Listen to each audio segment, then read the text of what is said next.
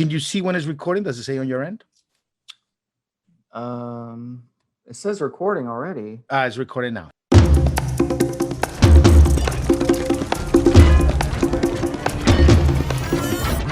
Evolution or podcast coming your way, episode 379. Another Q&A episode. Stevesmi here in the Rickster, joining us from Brooklyn, right? Hey, what's up, Steve? What's up, guys? How's everybody doing out there? I'm actually in Long Island, man. Right. Speaking of which, Coming to America Part 2 came out. Really bad reviews, unfortunately. I was really looking forward to that movie for like the past 25 years or 30 years. You're an Eddie Murphy fan? Yeah, he was big. He was big back in the day, Brian. But the reviews on the movie are garbage. I actually saw the previews for it, and I didn't laugh once, so I knew it'd be crap. You notice he doesn't do interviews or anything or get around Hollywood stuff. He does his own thing. I mean, he makes movies and stuff, but when was the last time you seen an Eddie Murphy interview? He doesn't get out like that. What was the last time he had a good movie? It's been quite a while. So, but yeah, I think it was I think The Nutty Professor was the last good movie he had. Yeah, man. So it's a shame. It's a shame. But that's your town, bro. New York. That's your fucking town. So they did part 2 Coming to America in New York. They didn't pick a different city. They did. They did New York and Africa is where they did it this time. So remember the first movie when they try to figure out where they're gonna find who's gonna find his queen. They figured out they figured they could find his queen in Queens. Yeah. That movie made that was hilarious. That movie made me think of I would never want to go to New York because of how nasty it was. That movie's a classic, man. And you know it makes New York look really bad though. It's so in the culture. It's so in the culture that there's a JC song called "Girls, Girls, Girls," and he makes reference to it. He said he had an African chick said something like, "I want half of your shit," and it was funny. Like even JC in a song referenced it in a song called "Girls, Girls, Girls." But that building that they filmed the scene when he first got to Queens, that building now I think sold for like $3 to $4 million. That little crappy building that he went and stayed at, remember? Property. So man. that's incredible, man. So yeah, man, you can't beat property long term. We were talking about that on the pre-show. Rick was giving me investment advice. So we'll have to do an investment show later on.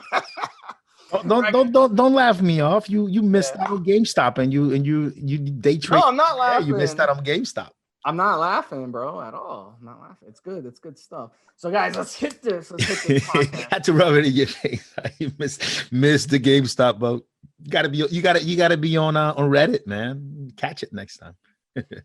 Let's go. I missed Tesla, man. I wish I would have got Tesla. That was the one too. All right, guys. So EQ, how long should I run EQ? That's the first question. That's a really, really good question. So if you see us on forums, guys always will come on the forums. I'll be like, oh, you got to run EQ 16 weeks. You got to run EQ 18 weeks. You got to run EQ 20 weeks. So what is the truth?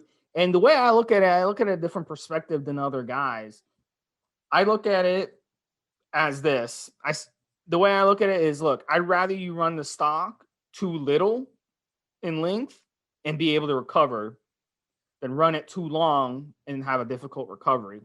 Guys, when you run 20 weeks of EQ, 6 weeks for the ester to clear, that's 26 weeks on. That's 6 months that you're shut down on steroids. It's going to be really rough to recover from that. So my view is run it 10 weeks, run it 12 weeks. That's plenty. That's 3 months plus the ester, another 5 weeks. That's over 4 months that you're running it if you do it 12 weeks. I mean, that's too much. That's too much. You're shut down for that long. So what we've discovered over time, and what I've discovered looking at blood work, the longer you're on steroids, the longer you are on, the harder it will be to recover. That's why every other person now who's used steroids, at least, they're going on TRT. You got guys in their 20s going on TRT. You got the guys who are in their 40 years old going on TRT. Why? Why would you do that? Because they abuse steroids. So it's very, very important to keep these cycles short. I don't care if it takes many, many weeks for EQ to reach peak levels in the body. I don't care. I want you to recover, because long term, if you're able to recover, you're going to get more results and you're going to avoid having to go on TRT the rest of your life. I'm trying to prevent you from going down that route.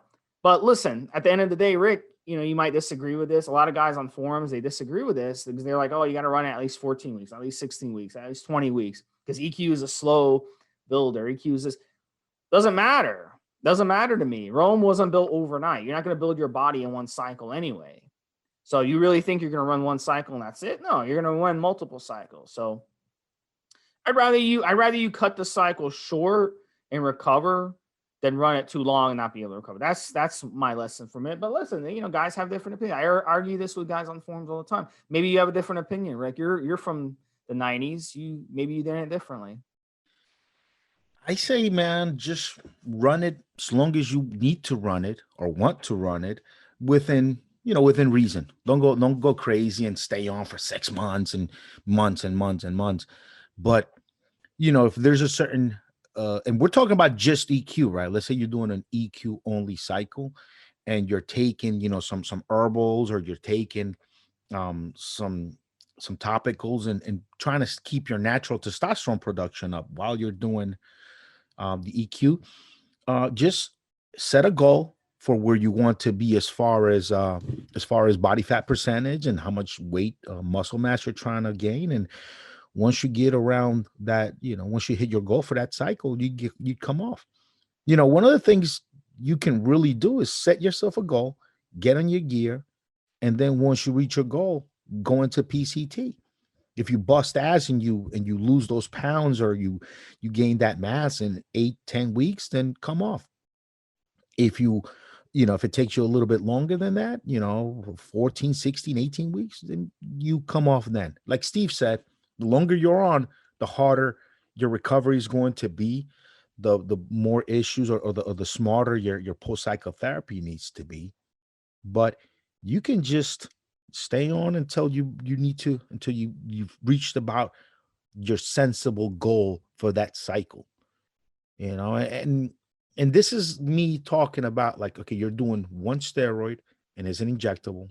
You're not doing an oral, doing an injectable, and it's EQ, which I found EQ to be pretty mild when it comes to suppression. I found EQ is one of my favorite steroids. I could probably say maybe my favorite, because of everything, because of price, because of availability, because of the way it works. It just doesn't give me any estrogen issues. Now there's new information, because there's always new information coming out about these compounds. Now there's new information that EQ might actually be working as a bit of an anti-estrogen of sorts.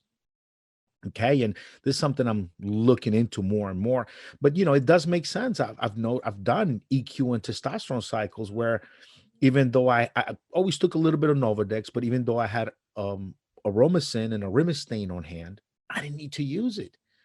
But then if I did test only cycles at the same dosing without the EQ, I might end up taking a little bit of Arimistane or Aromacin along with. So it does kind of make some sense. And I never fully tried putting two and two together, but some really smart guys here and there, and different people that I talk to, and different information that I'm always researching.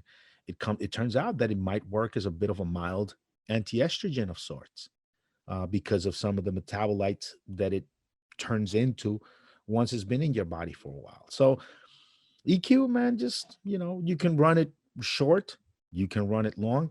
And look, and all these guys saying, oh, you need to be on it more than 4 weeks. No, why? Just if you take 4 shots, 1 shot per week, or if you take a shot every 3 days and you do that for a month, and then you come off of it, proper post-cycle therapy, look, you're still going to be making progress a week, 2 weeks after your last shot of EQ, because it's been building up. 2 weeks after your last shot of EQ, you still have a little bit of EQ in your body left from 4 weeks ago. Some of those, like DECA and EQ, those things keep staying in your body longer. So if you just blast like every 3 days, a couple 100 mgs of EQ for a month, and then you come off, you'll be good. Listen, I've done this, and I've had clients that do this. They go out of the country for one reason or another, and while they're away, they blast some long ester stuff. They come back. 2 weeks after they come back, they're still they're still making gains, still making progress, still feel like they're on. So like if you leave the country, you go to like South America or you go Central America, one of these places, and you grab some Navido, which is testosterone and decanoate, grab some Deca, you grab some EQ, and you blast that shit. You spread it out, do a shot every other day even, so that you spread it out. You don't create a huge peak, different muscle groups. And you do that while you're away for 2-3 weeks. When you come back, guess what? Still working in your system 2, maybe 3 weeks later. Some of those long esters, you're still making gains. So you could literally, if you go away for 2 weeks, 3 weeks, 4 weeks, to a place where steroids are not illegal, and you just blast every other day shots, EQ, a little bit of Deca, and testosterone undecanoate, blast that. Then when you come back stateside, you just go on like a nice little post psychotherapy protocol, Novadex, HC Generate, ES, go to hcgenerate.com, some Clomid, and you just do your post cycle right away. You'll have a total of about good month and a half of some good gains on those long esters. So don't let anybody tell you that you need to be on it for a week. Fuck that. You can actually and the reason why you would, let's say I'm going to do EQ, right? Instead of doing a big shot of 600 mgs, you spread that shot out about 200 mgs every other day, 200 mgs every 3 days. When you look at the peaks and troughs on paper of how the half-lives work on these compounds and how they peak and then even out and then go low. When you look at these, if you figure that you are creating a new shot every other day, then those peaks will actually even out, and you'll have a nice upswing on the hormones and then a very slow downswing. Where if you just shoot 600 in one day, it's not going to work like that. You have a big peak and a big drop because the half-life starts when the hormones enter your system. So you go away for 2 weeks, you're out of the country, and you could just buy this shit at a veterinarian shop or buy it at a pharmacia, and no problem. And then you could just do every other day shots, nice high amounts. Even if you put a couple grams in you over a couple of days, those long esters, you'll have some good progress still when you come back. So that's my whole thing on it, man. Just be sensible. Don't use it for too long. You can do a short of a run as you want, as long of a run as you want. It's fine. Don't let anybody tell you otherwise. Second question, and it's interesting because Rick, you once talked about this with me. I think it was off air, but you mentioned this to me about skin problems. And you mentioned to me, you said people with stomach problems usually have really good skin, and people without stomach problems usually have bad skin. So I thought that was interesting. But when you use anabolic steroids, you tend to have skin issues like oily skin and stuff like that. So guys who have issues, a history with flare-ups of acne, tend to get that really flare up in the body. The change of hormones as well does not help in that situation. So what I've recommended to people, I don't have this problem personally, but what I recommended to people is saltwater baths or swimming in the ocean, drying the skin, tanning, although tanning is you're exposing yourself to UV rays that can be cancerous. I don't really recommend tanning, abusing tanning, but really just drying out your skin really goes a long way toward the acne. I think everybody, Rick, who I've known who has acne issues tends to have some sort of natural remedy that they do. And then some people, they can't figure it out, so they end up taking Accutane. And Accutane is a really nasty drug. And those of you who know me, I practice a natural lifestyle. I mean, with everything. Hell, I don't even use a gas-powered vehicle, So, and I eat whole foods and all this stuff. So I don't like to use drugs. But if acne is ruining your life and you can't even leave your house because you have low self-esteem, then at some point you have to say, you know what, maybe I do need a drug because it's driving me crazy. But hopefully it should not come to that. So I really recommend people use natural remedies. This is why I'm going to bring in Rick, because he's a supplement owner and he's a supplement guru. I know N2BM has sold skin supplements before, and I've actually had people that I've known try them, and they've actually worked well for them. So what kind of supplements can these people use? Well, I used to make a product called Clear, which we're not making anymore because I had a really good manufacturing facility that we used to have it made at, and they sold, and the new company doesn't it's not making any of these creams anymore. So unfortunately, I actually don't have a skin supplement for acne anymore. Entugard, which with acne, there's a couple of things to think about. Once, your body being clean internally, functioning properly internally. Two, your skin being clean. So something like Entugard, it's really, really going to help keep your organs cleansed. And that's going to go a very long way of just you being internally clean. As far as your skin, the two things that I found that really help with steroid acne is hitting the pool, going to the swimming pool, and going tanning, whether it be natural light or whether it be a tanning bed. When you go to a pool, you're dipping yourself in chlorine, basically, and that's going to actually kill a lot of skin bacteria. Also, when you tan, the UV rays are also going to go a long way in killing some of that skin bacteria. And just doing that a couple of times a week, just a quick splash in the pool, whether you go to your local recreational center where they have indoor pools if you're in a wintertime guy, or you go hit the pool at if you live in the southern states, just a quick 15-minute dip in the pool, a quick 10-15 minutes under the sun, and those two things to really help with the external bacteria. It also opens your pores quite a bit to help when every time the pores open, they unclog a little bit. And then internally, man, just don't eat garbage, don't eat crap.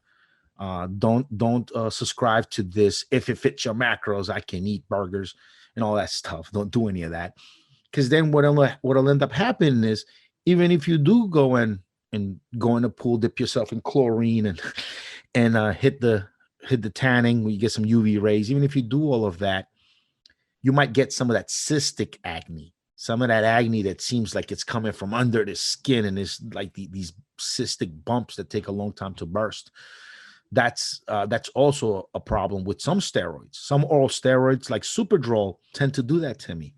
If once I've been on the Superdrol for about 2-3 weeks, I might get some cystic acne that is not at the skin, like really at the very surface level. It's in there, and I've really just got to wait for it to play out, and until I can get rid of it, I can cleanse that pore.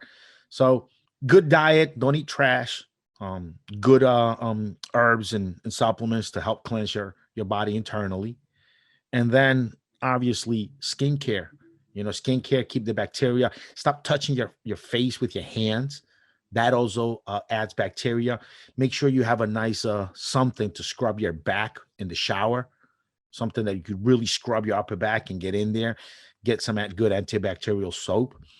But the main thing I found, even over antibacterial soap, is really just that dipping in the pool and the UV rays. That chlorine and UV ray combination just seems to work really well for acne. Always has for me, at least.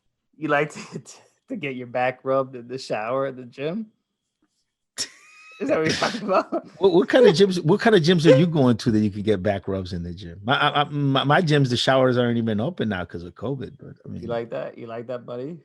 All right, guys. So the next one we're gonna do is should I always run tests as a base? So this came up on the forum, and what's interesting. This is a good learning experience for a lot of guys. I had a guy on the forum who he's a nice guy. He's a nice guy, Rick. He's a nice guy. But he told me, he's like, oh, endocrinologists, they always prescribe testosterone because it's the backbone of a cycle. And I'm like, dude, why would you post something so ignorant and not factual? The interesting thing is EQ, Trenbolone, these steroids were prescribed for 30 some years in the United States. So, you know, for muscle wasting, DECA was prescribed for anemia. These steroids that were improved on testosterone. Scientists improved these, pharmaceutical companies improved these from the hormone base of testosterone to do certain things, and they did it better. But what happened was, you know, the government came along and they started banning these steroids. Pharmaceutical companies said, you know what, we don't want to sell products that are used by bodybuilders. You know what I'm saying? So once it was banned, of course, endocrinologists, they're just going to prescribe the cheapest product available and the one that's legal, and that's one that's widely available. Testosterone is extremely cheap. A vial of testosterone probably costs a couple bucks to produce. A vial of primobolan probably costs 10 or 20 times that. So, of course, a doctor is not going to prescribe people primobolan because it's illegal and it's expensive. So, it's not true that you need testosterone as a base. Testosterone can be added to a cycle or could be the base of a cycle, but it doesn't have to be. And in certain situations, it's better not to use testosterone. If you're using Testosterone, Ment, if you're using 1-testosterone, if you're using Anadrol, even if you're using Tren at moderate dosage or high dosages, it's beneficial not to use testosterone with these steroids because of the side effects. You're increasing your side effects. The estrogenic side effects are unbearable on these steroids. So in certain situations, running testosterone is a good thing. Let's say you want to run 500 milligrams a week of EQ or 500 milligrams of Primo. These are mild steroids. Throwing in a little testosterone on there, 150, 200 milligrams a week, gives it a good anabolic punch. Okay, gives it a good anabolic punch. Is it necessary? No. Guys in the 60s, 70s, and early 80s, they never ran testosterone in their cycles. Never. And they had some fantastic physiques, the golden age of bodybuilding. So no, it's not necessary, but you can do it. Now, the other problem is a lot of these guys who are saying this, they want to sell testosterone. They make a commission selling testosterone.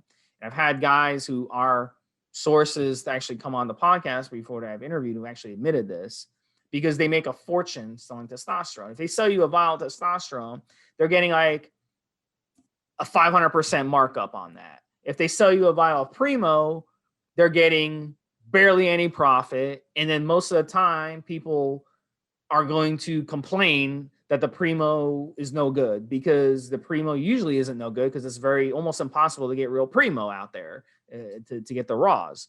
So it's much more easier for them to sell testosterone. Another thing, that's one thing. But another thing too, a lot of guys are on TRT, so they have to run testosterone already.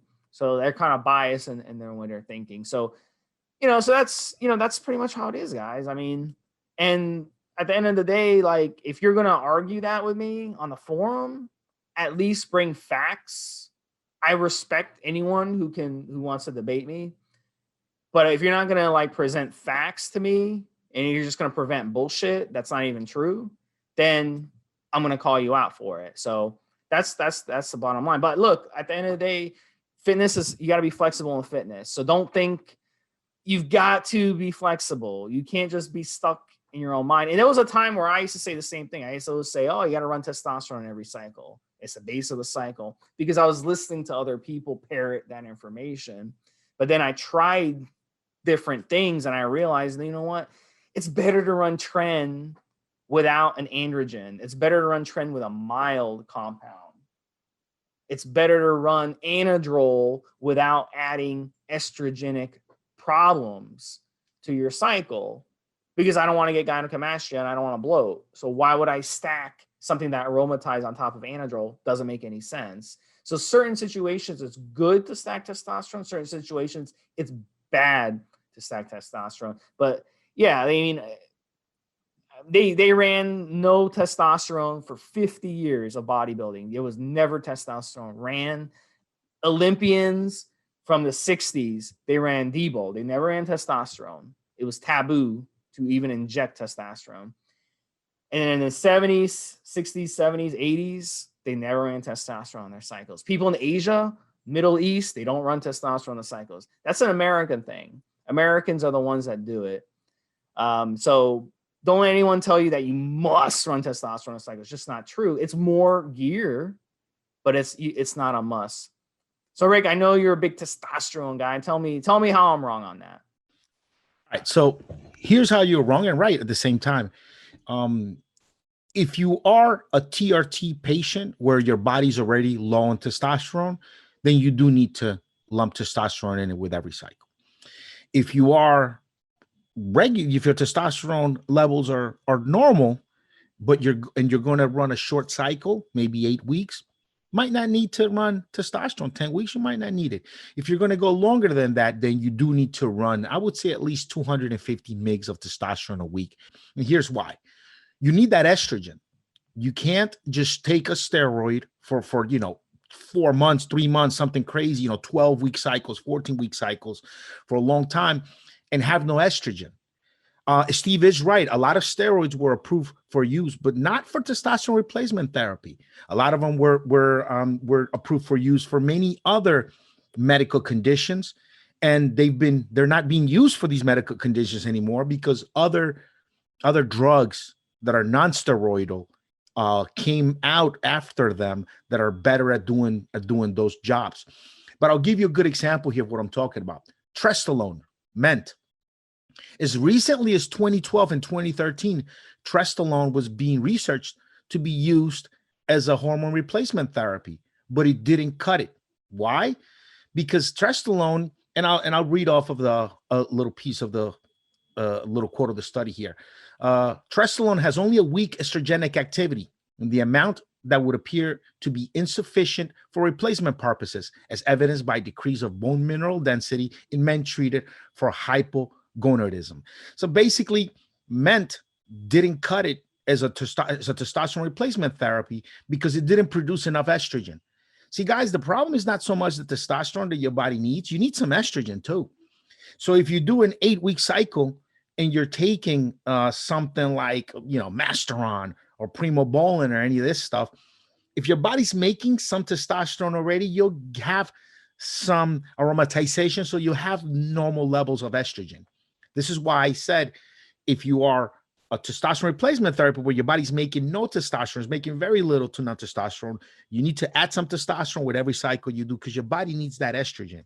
You can't just use a bunch of compounds that don't aromatize and then you don't have any estrogen. You'll have other issues that come along with low estrogen.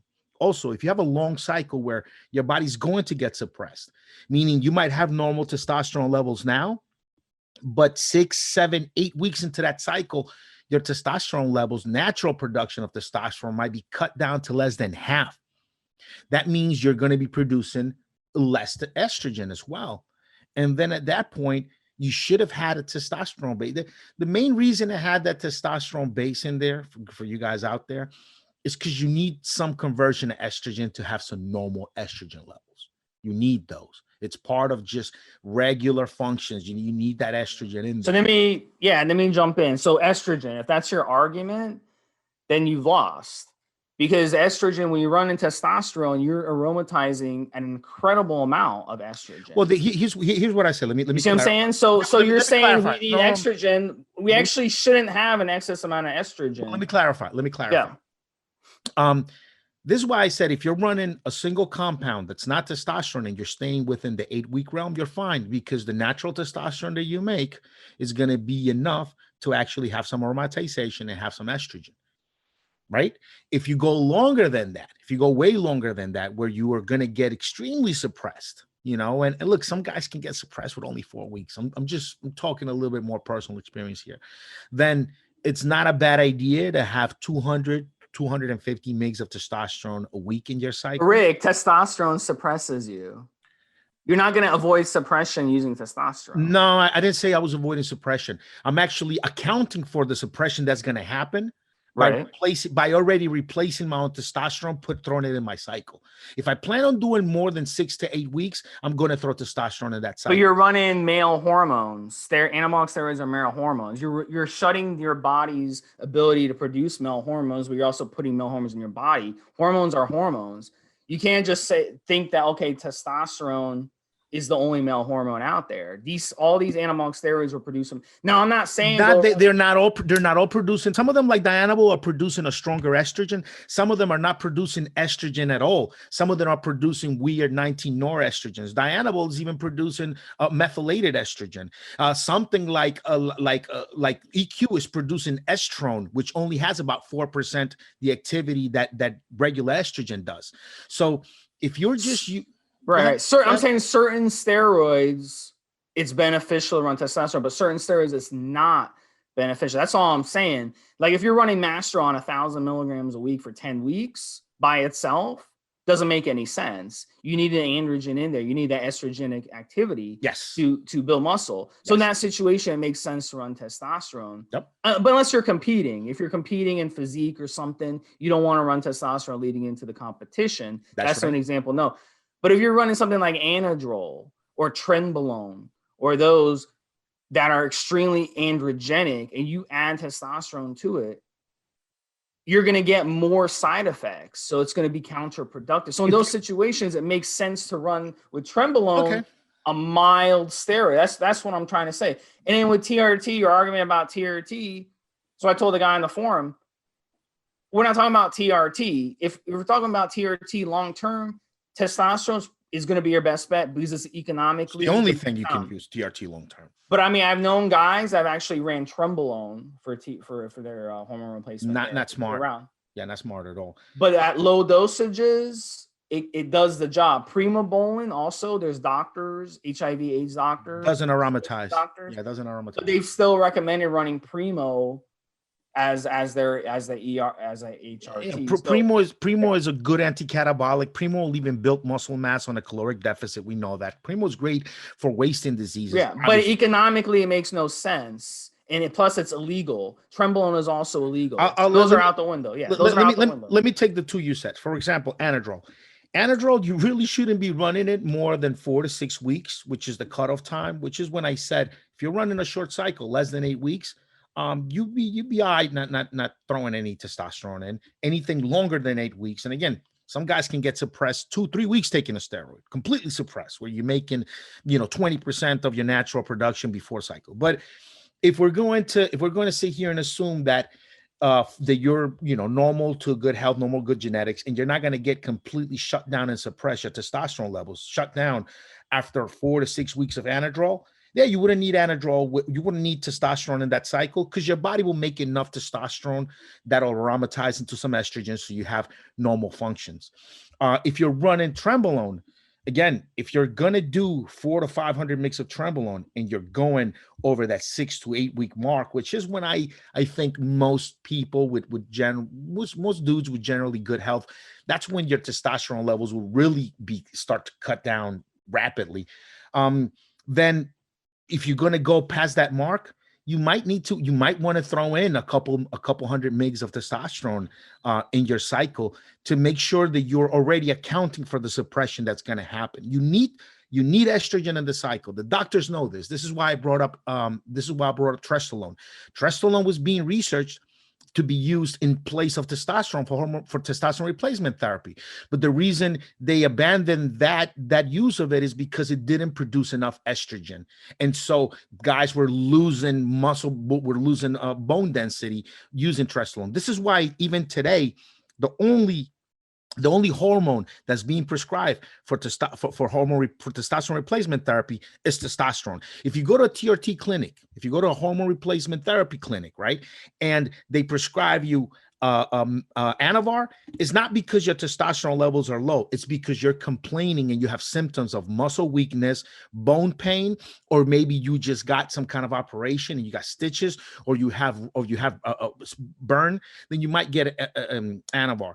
If you're having also problems with tendons or coming back from an injury, or maybe an operation, you had a problem with your bursa, any of those things, and you report that to a TRT clinic doctor, he might give you some Nandrolone over it.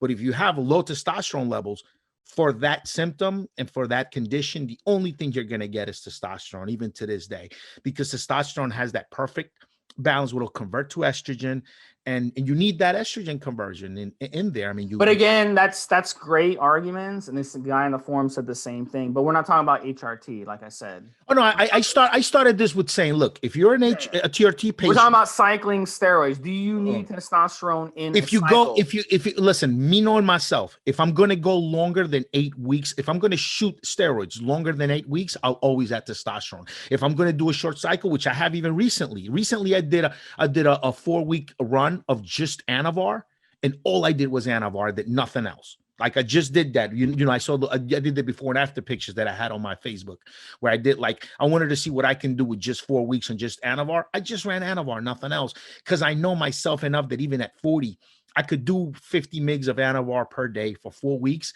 and it won't have an impact on my testosterone production.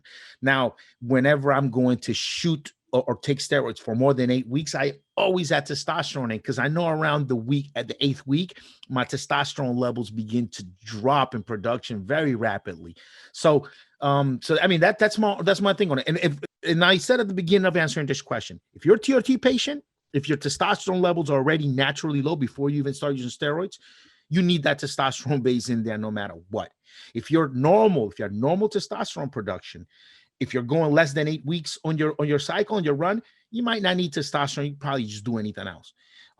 If you are going to do more than 8 weeks, I would suggest you at least do 250 mg of testosterone to replace the suppression that's going to happen anyway. If you're going to go 12, 14 weeks, I've seen guys do 16-week cycles where, 16 weeks in, 3 months later, you're still fucking shooting steroids. You're still injecting. Yeah, you might want 250 mgs of testosterone per week in there to make sure you have somewhat normal estrogen production. Yeah, so here's the thing though, so we'll go back to my earlier point. I think we don't agree on this, but here's my earlier point when I said every anabolic steroid is derived from the male hormone testosterone. Every single one. What they did, scientists, pharmaceutical companies, is they adjusted the structure of the steroid a little bit. Maybe they'll make a steroid, they throw in an atom here, atom there. So these steroids, they kind of come up with different ideas for them. I think they've pretty much come up with everything you could come up with, and then they call it something. So it's like, we got to understand that every anabolic steroid came from the male hormone testosterone. So even if you were to run a steroid for a year straight, any anabolic steroid, it's not good, whether it be testosterone, trenbolone, EQ, Anavar, any of these. They're not designed to be run long-term unless they're at therapeutic dosages. So the whole TRT argument, we can debate on another show. The problem with the TRT argument is guys run the TRT at, say, 200 milligrams a week. That's way too high. You're going to have problems with your prostate. You're going to have DHT conversion. You're going to have problems with your head hair falling out. You're going to have problems with your skin. You're going to have problems with your heart health. You're going to have problems with excessive estrogen. So then these anti-aging clinics, they like that. They like all these problems. So now they can start putting you on finasteride. They can start putting you on Accutane. They can start putting you on peptides. They can start putting you on an AI for the estrogen. You see the problem we're going when we start saying, hey, let's take steroids long term. That's the problem. None of these anabolic steroids are designed to be taken long term. None of them. So at the end of the day, you want to talk about a therapeutic dose, you've got to stick to that if you're going to make the argument testosterone in a cycle. You can't just say, well, if you run trenbolone 500 milligrams a week, it's not good for you. No shit. Neither is running 500 milligrams of testosterone a week. That's not good for you either. You're going to have a bunch of side effects, including getting shut down, whether you run that. So I think the argument that people are making on this subject, it just doesn't make sense to me. You see what I'm saying? That's kind of my point, because you can say that any steroid is not good, and no matter the dosage of testosterone. I'll give you an example. I had a client come to me. He went to an anti-aging clinic. They put him on 250 milligrams of testosterone a week. They put them on Accutane. They put them on finasteride. They put them on peptides. They put them on anti-estrogen. I'm like, dude, what the hell? You're spending all this money every month. Why? Well, it's because the testosterone is a high dosage. Get your TRT level, your HRT level where it needs to be, and you won't have any of these problems. The same thing with steroids. But we're bodybuilders, Rick. We want to run steroids 3, 4, 5, 6 times the therapeutic dose. That's why it helps us with bodybuilding in the first place. So, and when you do that, you're going to get side effects. So the idea that you can run testosterone on a cycle and it's magically going to get rid of all your side effects, it just doesn't make any sense. And if you don't believe me, go run blood work. Go run a cycle. Go run your 500 milligrams a week testosterone and see where your blood work is. I guarantee you, you're going to have things off in your blood work, including being shut down. Your LH and FSH are going to be shut down. So at the end of the day, right? You see my point? Or no? Well, so I guess you and I are talking about different. It sounds like you and I agree. We're just talking about different things. Here's the thing: your body will naturally produce about 7 milligrams of testosterone per day. If you are low and deficient in testosterone already, you'd want to at least replace that before you throw any more steroids on top of it. I don't believe that if you are deficient in natural testosterone production, that you can just use a different steroid and you're fine. You're still not producing enough estrogen. And while you might not feel any really detrimental symptoms right away, your internal health is just not right because your body, it needs estrogen for many, many different functions. So I guess you and I are kind of in agreement. Yeah. But Rick, too much estrogen is worse because now you're opening yourself up to cancer, which is not a good word. You know what I'm saying? So too much estrogen is bad. Gynecomastia. Not enough estrogen also has detrimental effects. Not enough estrogen can fuck things up internally. Yeah. Not enough estrogen can definitely do it too. Yeah. So the estrogen argument, if you actually run blood work, like if you follow one of my protocols for cycling, and I can give you different protocols for using cycles with no testosterone, I promise you will not have any problems with estrogen if you follow exactly what I tell you to do.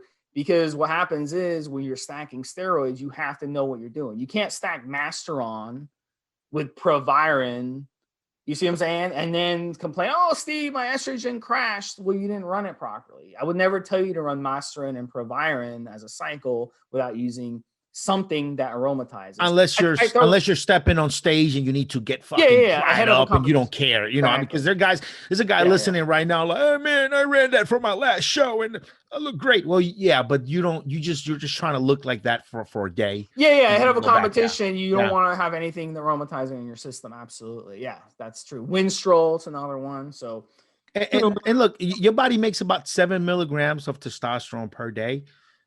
If you at least, if you don't want to, if you're already a TRT patient, meaning you're low in testosterone and you're going to use some other compound, some other steroids, you might want to toss in there for yourself 100 mgs, half a cc of testosterone usually comes in 250 meg pops, half a cc of test E per week. That's enough to you need a little bit of that testosterone. Everybody knows this. Everybody knows this. You need a little bit of that estrogen in there. You don't want to overdo it.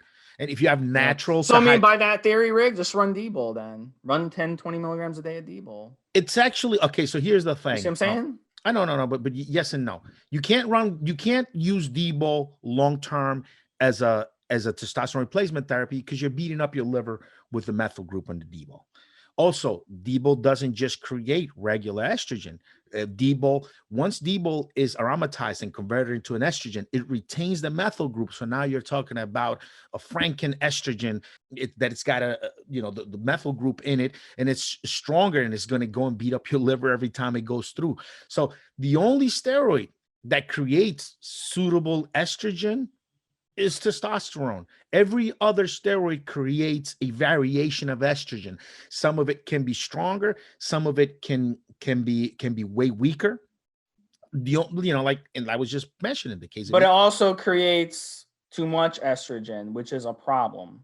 If you have natural testosterone production and you stack more tests on top of it, yeah, you're going to create more estrogen than you should. Well, even if you don't, though, if you're running 500 milligrams on the test, if you're on TRT for life, you've been on TRT for 20 years, and you hop on 500 milligram test, you're going to aromatize into estrogen at a high level where That's you're true. going to open yourself water This be true. retention. This So is you can't say, oh, it's not, you have to do it this way because of estrogen. Well, estrogen can be detrimental too. If you're competing, estrogen is detrimental. You cannot run testosterone ahead of a competition. Guys don't do it. No one's dumb enough to run testosterone ahead of a competition. this question has so many sides to it. But I'm saying, Rick, at the end of the day, it's not true that you must run testosterone on a cycle. That's the crux of my question. It can be advantageous. Well, here's the thing. Can be not advantageous. Well, let me ask you a question. Let me ask you this. If you had a client who was really low on testosterone, he was sub 100 testosterone production, right? Sub 100 total test, sub 200 total test, like really low. And he said, Steve, I want to run, and he wasn't getting TRT. Let's say he wasn't getting TRT, and he sends you his blood results, and he's sub, below 200. Would you tell that guy that he should take some testosterone with his cycle, or would you tell him to take a cycle without testosterone? I would try to fix why he has those hormonal problems in his body, because obviously he has some type of it could be some type of issue that can be resolved. It could be something in the environment that caused a low testosterone. So you do agree, because when he runs, if he was even to run testosterone and he comes off, his testosterone levels are going to tank back down anyway. We're getting somewhere now. So you do agree that if a guy comes in to see you, he gives you his blood results and his testosterone production is way low, you do agree that he needs to get his testosterone back up. Whether now you're right now discussing getting his natural testosterone production back up, right? So you do agree that if he was, let's say, at least 40, 45 years old, I'd probably recommend that he goes sees a doctor and possibly gets on testosterone replacement therapy. Yes, okay, that's correct. Okay. Yeah, but we're not talking about that. We're talking about no, because it's important. Let me see if I could get to my point. So you are agreeing that somebody comes in to see you and he shows you his blood results and he's super low in testosterone. You'd say, listen, you need to replace that T that you don't have, right? If he was 20 years old, I would try to investigate why he has this problem. Perhaps he abused steroids when he was a teenager. Perhaps his diet, he's eating a lot of foods that are killing his testosterone. Maybe he's stressed, something like that. If he was 45, 50, then yes, I would probably say, you know what, bro, at the end of the day, I can recommend you to run this cycle, but at the end of the day, I want you to, probably go on TRT. Okay. Yeah. So let me ask you this. So let's say you get a guy who's in his early 20s, and it turns out that because of a medical condition, nothing will, he won't be able to take testosterone boosters. He won't be able to take any of that stuff. Let's say, let's just pretend the guy was for some reason he was castrated. Okay. It just won't fix it. There's nothing to do to fix it. And his testosterone levels are just below, are very, very low. Would you tell that guy that he should take testosterone with a cycle, or would you be okay with that guy taking other steroids without testosterone? If, let's say, his medical condition was something that couldn't be reversed, and there are some medical conditions that cause low testosterone that just can't be reversed. Would you tell that guy that he needs to take testosterone, or would you think he should go take TRT as well, even if he's very early on and we couldn't? Obviously, you're absolutely right. I do agree. I don't want guys in their early 20s using steroids, so I would tell him, no, do not touch steroids. Even if his testosterone levels are below, are below 200, 100. Correct. I would want him to figure out why that's happened, and if there is some type of medical issue, like you said, he would be open. He would be open to that. But the problem is, if you do that, your fertility is gone, man. That's the problem. There's a lot of things to think about. Yeah. So even if he'd been to the endocrinologist, I pronounce it a little differently. If he'd been to the endocrinologist and he was told, he got 2-3 opinions on it already, and he was told, nah, you're just gonna have to take exogenous tests. There's nothing that can be done to have your testes produce natural levels again. you'd still think he shouldn't take steroids, even if he's low on testosterone, and that's the only thing that he's being offered is Be based on his age, yes. based on I would say based on his medical condition, he could go on. Yeah. What are you trying to do here? No, I'm just, you know what it is? You and I aren't in disagreement. The thing is that we're talking about this thing to two different angles. We're looking, you're standing over there. I'm standing here. You're saying it's a 6. I'm saying it's a 9, but we both agree it's the same. No, I'm saying the statement that I made on the forum that you do not need to run testosterone in every cycle is false, or is it true? That's the question. It's not about should you run TRT if you're 25 years old and you had your balls cut off, in a tractor accident. No, that's not what we're debating. Okay. You know what I'm saying?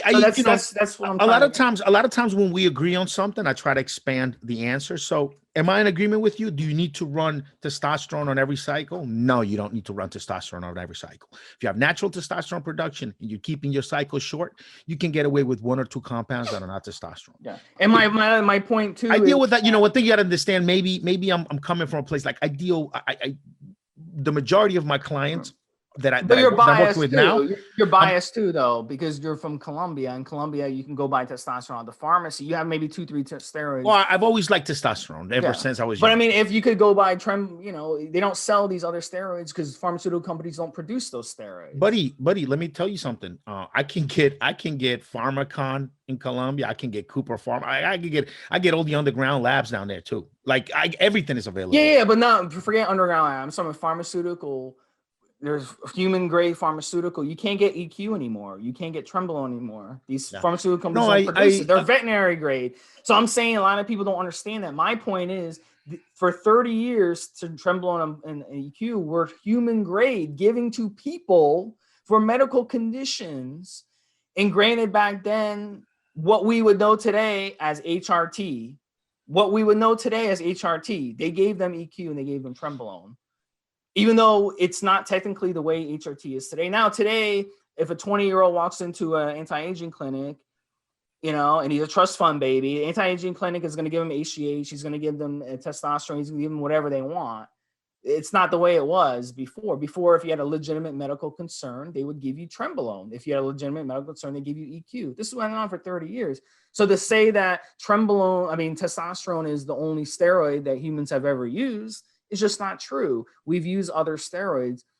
In the golden age, they never used testosterone on site. And by the way, let me just toss something in here for anybody out there. If you're out there and you got the money to spend, if you just get from a TRT clinic legitimate human growth hormone, legitimate testosterone, and you're not looking to gain 30 pounds in 10 weeks, but you are actually in this for the long run, as long as your diet is right, as long as you train hard, taking every set to failure, as long as your diet is really, really clean, you can look as good as you want to fucking look on just human grade HGH and human grade testosterone. You won't be able to gain, 10, unless you fucking go crazy and you do a gram of testosterone. Obviously, you need anti-estrogens at that point. But if you get regular TRT dosing, that'll keep you in a good range of normal, high end of normal testosterone, and you get human grade growth hormone, where it's not some shit you don't know where it came from or how it was handled before I got to you, but you get it American Compounding Pharmacy. Those two alone, if you're in it for the long haul and you're gonna train hard and diet smart and do that for years, you'll look as good as you want to fucking look no matter what. That's just to toss that out there now that we brought that up. Yeah, and at the end of the day, like, guys, I mean, Rick, he did a great job on this one, coming up with some counterpoints. But at the end of the day, I'm right, he's wrong. Let's move on to the next I think you and I were talking about different things. You when you started the question, which is fair, you excluded people on TRT, and I guess look. A lot of the clients that I'm working with right now, the guys that I have today and I've had for the last 3 years, are guys who are on TRT. And so I'm always mindful of keeping them in mind when we do stuff in the show. So I mean, it's a good little argument here and there. We had a little back and forth, man. Good stuff. I think at the end of the day, I hope some people learned from what I'm saying. At the end of the day, I want you guys to try what I'm saying. Like, let's say you want to run Trembolone instead of running tests with it. Run Trembolone with Anavar or T-Bol, something mild like that, or even Masteron. And you'll have tremendous results and less side effects. Because with the estrogen, what Rick was saying, estrogen, I'm glad he brought that up. On this cycle that I'm telling you, with Tren and Mas or Tren and Var or Tren and T-Bol, you're not going to have to worry about estrogen problems. You see what I'm saying? So that's the beauty part of doing it the way I'm talking about. And you're not going to have those androgenic side effects that you would stacking something androgenic with Trembolone. So try what I'm saying. Just try it. If you guys are listening to this and, you know, you're like, oh, you know, Steve, you don't know what you're talking about, blah, blah, blah. That's fine. I used to be the same way. You can go and look at my posts from like 10, 15 years ago on forums. I used to parrot the same stuff. Run testosterone in your cycle. Testosterone is a backbone. I parroted the same stuff. Then one day, an IFBB pro told me, he's like, man, try Trembolone by itself with Anavar, or try it by itself with T-Bol. So I tried that, and I was like, holy shit, this stuff, what a great cycle. I was like, this is the best fucking cycle I've ever ran in my life. And then I ran Trembolone with Test, and I was miserable on it. And I was like, you know what? What is wrong here?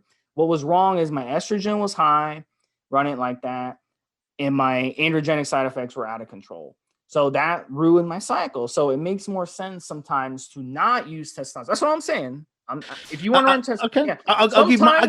Sometimes it's better not to use tests. Sometimes I'll give my piece on it. Now you just said that. Now here's what I say: if you are low, if you're testosterone deficient, if you have low T and you're getting testosterone replacement therapy from your doctor, or it's something that you're doing yourself because you have naturally low T because of age or maybe other health conditions, do not get off your fucking testosterone and go use Trembolone as a replacement for that. Do not go and get on Turinabol or Tren or any other steroids to replace your testosterone replacement therapy. Don't fucking do that, okay? So, I mean, what Steve said, it's not wrong if you have natural testosterone productions. If when you're not on the sauce, if your production is in the mid-range of normal or to high to normal, you're fine. But if you are deficient in testosterone, if your doctor put you on TRT, don't get off your fucking testosterone replacement therapy and then go and just get on Tren and Turinabol. You might feel okay for a couple of months, for a few months, but as a long-term strategy is not a good long-term strategy at all. All right, guys. So we have a couple minutes for the final couple topics. The next topic is going to be TB500. It's going to segue into an episode that Rick really is excited to do, episode 380, which we're going to talk about TB500. It's past my bedtime, so we're not going to record it tonight, but we'll record it sometime soon. So TB500 is one of those peptides.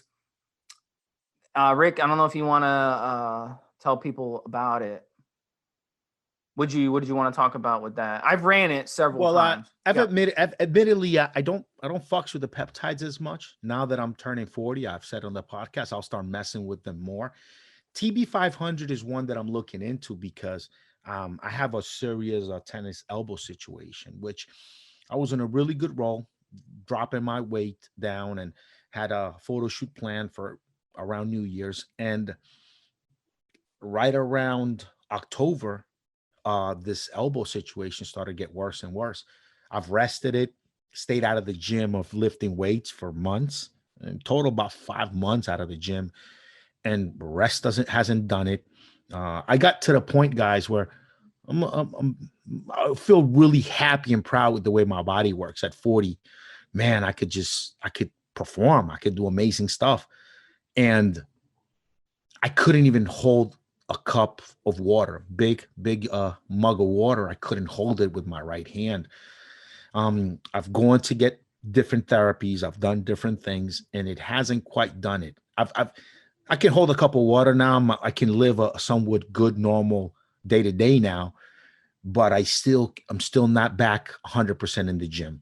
So all of the different things that I've done, and we could probably do a whole show about this tennis elbow situation, because I've consulted with people that I really respect, and had somebody that I know very knowledgeable tell me, Rick, my situation lasted 10 years, took a decade to get fixed.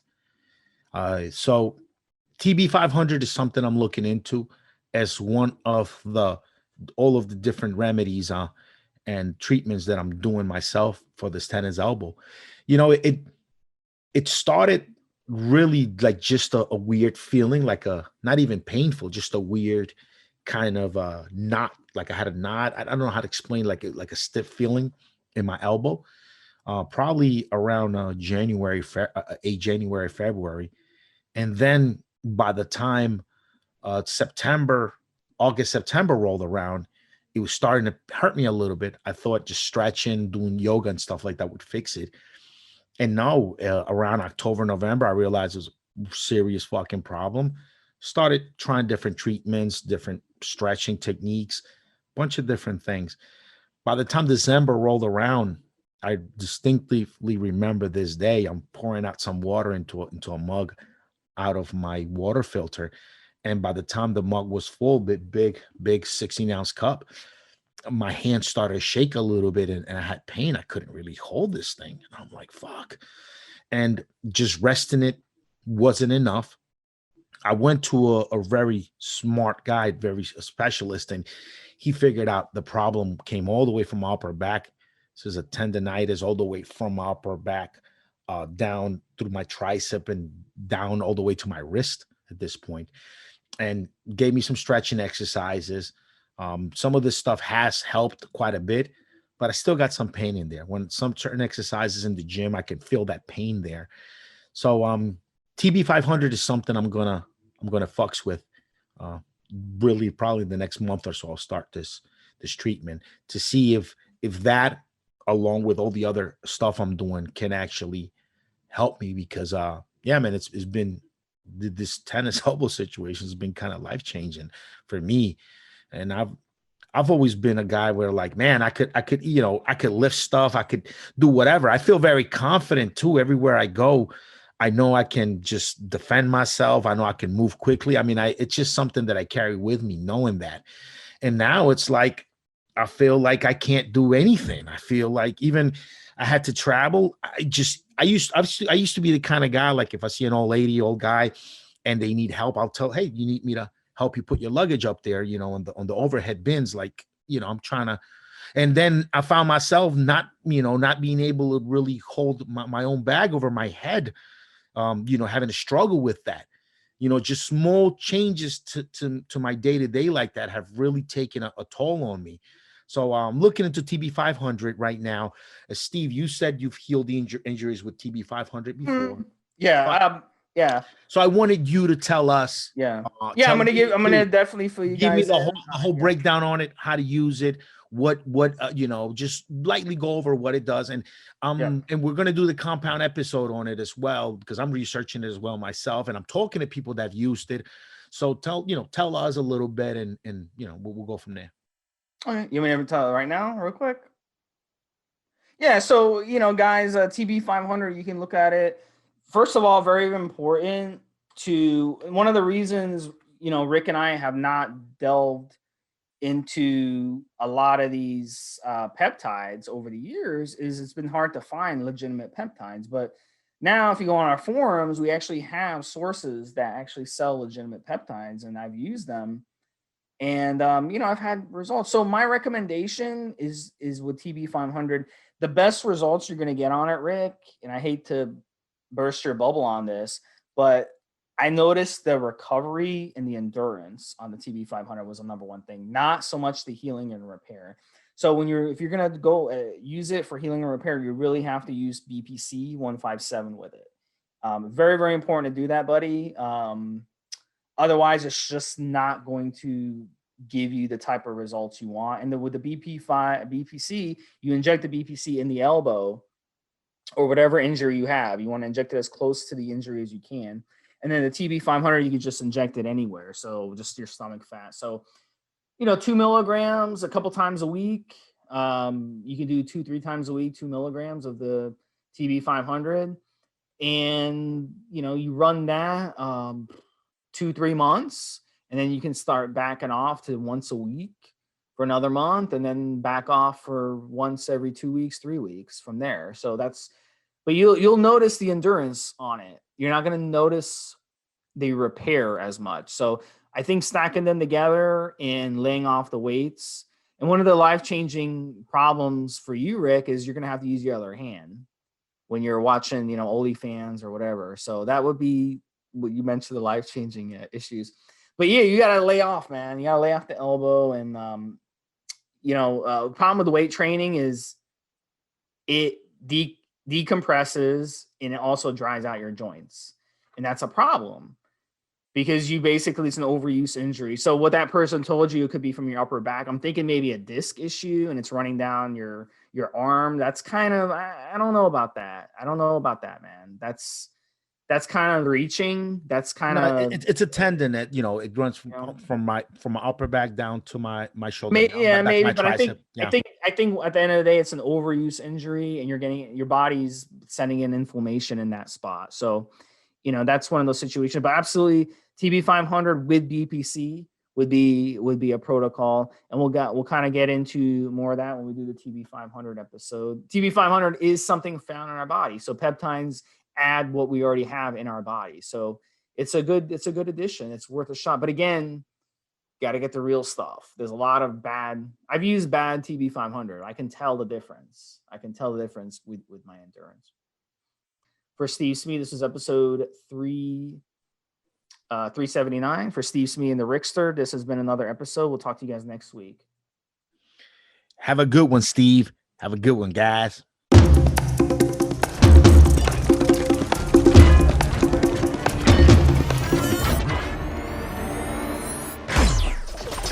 Guys, this is the required legal disclaimer. We are only sharing our experience from years of steroid use. We are not doctors, and none of what we say should be regarded as medical advice. Always check with your doctor before taking any drugs or starting any training program.